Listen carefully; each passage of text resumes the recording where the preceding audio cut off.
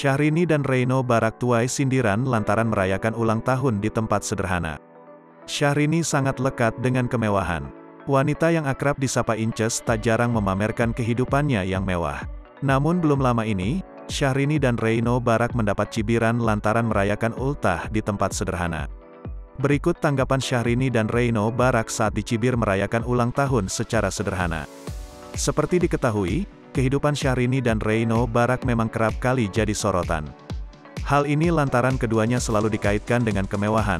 Terlebih Reino Barak merupakan seorang pengusaha kondang dan Syahrini pun penyanyi yang tak luput dari gaya glamor. Meski selalu dikaitkan dengan yang namanya kemewahan, kini perayaan ulang tahun Syahrini jadi sorotan karena diduga merayakan di sebuah tempat karaoke.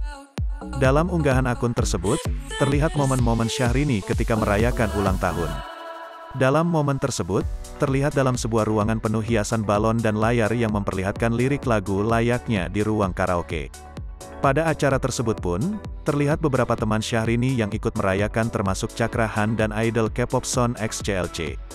Namun sayang, dalam momen berbahagia Syahrini itu, netizen justru menyoroti soal ruangan yang digunakan Syahrini untuk merayakan ulang tahunnya.